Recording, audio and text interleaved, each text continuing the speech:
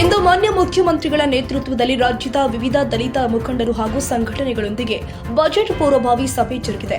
ಪರಿಶಿಷ್ಟ ಸಮುದಾಯದ ಸಮಸ್ಯೆಗಳು, ಅಭಿವೃದ್ಧಿ ಕಾರ್ಯಕ್ರಮಗಳು ಹಾಗೂ ಮುಂದಿನ ಬಜೆಟ್ನಲ್ಲಿ ಅಗತ್ಯ ಅನುದಾನ ಒದಗಿಸುವ ಕುರಿತು ವಿಸ್ತೃತ ಚರ್ಚೆ ನಡೆಯಿತು. ಈ ಸಭೆಯಲ್ಲಿ ಅಂಬೇಡ್ಕರ್ ಸೇನೆ ರಾಜ್ಯಾಧ್ಯಕ್ಷರು ಅದಾಪಿ ಮೂರ್ತಿ ಅವರು ಭಾಗವಹಿಸಿ ದಲಿತ ಸಮುದಾಯ ಎದುರಿಸ್ತಾ ಇರುವ ಶಿಕ್ಷಣ, ಉದ್ಯೋಗ, ಭೂ ಹಕ್ಕು, ಮನೆ ನಿರ್ಮಾಣ, ಉದ್ಯಮ ಪ್ರೋತ್ಸಾಹ, ಸಾಮಾಜಿಕ ಭದ್ರತೆ ಸೇರಿ ಹಲವು ವಿಷಯಗಳನ್ನು ಪ್ರಸ್ತಾಪಿಸಿದ್ರು. ಸಮುದಾಯದ ಕುಂದುಕೊರತೆಗಳನ್ನು ಸರ್ಕಾರದ ಗಮನಕ್ಕೆ ತಂದ ಅವರು ಸಮರ್ಪಕ ಯೋಜನೆಗಳು ಹಾಗೂ ನಿಗದಿತ ಅನುದಾನ ಒದಗಿಸುವಂತೆ ಮನವಿ ಮಾಡಿದ್ದಾರೆ. ಮುಖ್ಯಮಂತ್ರಿಗಳು ಪ್ರತಿಯೊಂದು ವಿಷಯವನ್ನ ಗಮನದಿಂದ ಆಲಿಸಿ ಬಜೆಟ್ನಲ್ಲಿ ಸೂಕ್ತ ಕ್ರಮ ಕೈಗೊಳ್ಳುವ ಮೂಲಕ ಸಮಸ್ಯೆಗಳಿಗೆ ಪರಿಹಾರ ಕೊಡುವುದಾಗಿ ಭರವಸೆ ಕೊಟ್ಟಿದ್ದಾರೆ. ಇನ್ನು ರಾಜ್ಯದ ಬಜೆಟ್ ಪೂರ್ವಭಾವಿ ಸಭೆಗಳು ಜೋರಾಗಿ ನಡೀತಾ ಇದೆ. ಅದರ ಭಾಗವಾಗಿ ಇಂದು ದಲಿತ ಮುಖಂಡರು ಹಾಗೂ ವಿವಿಧ ಸಂಘಟನೆಗಳ ಪ್ರತಿನಿಧಿಗಳೊಂದಿಗೆ ಮಹತ್ವದ ಸಭೆ ನಡೆಯಿತು. ಈ ಸಭೆಗೆ ಮಾನ್ಯ ಮುಖ್ಯಮಂತ್ರಿಗಳು ಅಧ್ಯಕ್ಷತೆ ವಹಿಸಿದ್ರು.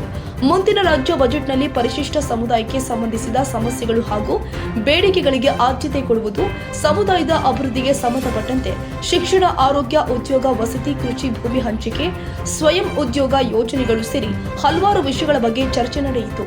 ಇನ್ನು ಅಂಬೇಡ್ಕರ್ ಸೇನೆ ರಾಜ್ಯಾಧ್ಯಕ್ಷರು ಅದಾಪಿ ಮೂರ್ತಿ ಅವರು ಮಾತನಾಡಿ, ದಲಿತ ಸಮುದಾಯ ಇನ್ನೂ ಮೂಲಭೂತ ಸೌಲಭ್ಯಗಳ ಕೊರತೆಯನ್ನ ಅನುಭವಿಸುತ್ತಿರುವುದಾಗಿ ಹೇಳಿದ್ದಾರೆ.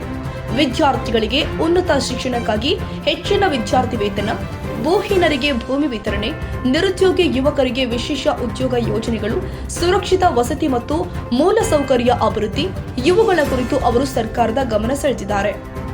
ಇನ್ನು ಸಭೆಯಲ್ಲಿ ಭಾಗವಹಿಸಿದ ವಿವಿಧ ದಲಿತ ಸಂಘಟನೆಗಳ ಮುಖಂಡರು ತಮ್ಮ ಕ್ಷೇತ್ರದಲ್ಲಿ ಎದುರಾಗ್ತಾ ಇರುವ ಸಮಸ್ಯೆಗಳನ್ನು ವಿವರಿಸಿದ್ದಾರೆ. ಕೆಲವು ಪ್ರದೇಶದಲ್ಲಿ ಅನುದಾನಗಳ ಸರಿಯಾದ ಬಳಕೆ ಆಗದಿರುವುದು, ಯೋಜನೆಗಳ ಅನುಷ್ಠಾನದಲ್ಲಿ ವಿಳಂಬ ಇತ್ಯಾದಿ ವಿಷಯಗಳು ಕೂಡ ಪ್ರಸ್ತಾಪಿಸಲ್ಪಟ್ಟಿದ್ದಾವೆ. ಮುಖ್ಯಮಂತ್ರಿಗಳು ಎಲ್ಲರ ಮಾತುಗಳನ್ನು ಆಲಿಸಿ ಸರ್ಕಾರ ಸಮುದಾಯದ ಸಮಗ್ರ ಅಭಿವೃದ್ಧಿಗೆ ಬದ್ಧವಾಗಿದೆ ಅಂತ ಹೇಳಿದ್ದಾರೆ. ಮುಂದಿನ ಬಜೆಟ್ನಲ್ಲಿ ಪರಿಶಿಷ್ಟ ಸಮುದಾಯಕ್ಕೆ ಸಂಬಂಧಿಸಿದ ಯೋಜನೆಗಳಿಗೆ ಅಗತ್ಯ ಅನುದಾನವನ್ನು ಒದಗಿಸಲಾಗುತ್ತೆ ಅಂತ ಭರವಸೆ ಕೊಟ್ಟಿದ್ದಾರೆ. ಒಟ್ಟಾರೆಯಾಗಿ ಈ ಸಭೆ ದಲಿತ ಸಮುದಾಯದ ಸಮಸ್ಯೆಗಳ ಪರಿಹಾರಕ್ಕೆ ಮಹತ್ವದ ಹೆಜ್ಜೆಯಾಗಿ ಕಾಣಲಾಗಿದೆ. ಮುಂದಿನ ಬಜೆಟ್ನಲ್ಲಿ ಸರ್ಕಾರ ಯಾವ ರೀತಿಯ ಘೋಷಣೆಗಳನ್ನ ಮಾಡುತ್ತೆ ಎಂಬುದನ್ನ ಕಾದು ನೋಡಬೇಕಾಗಿದೆ.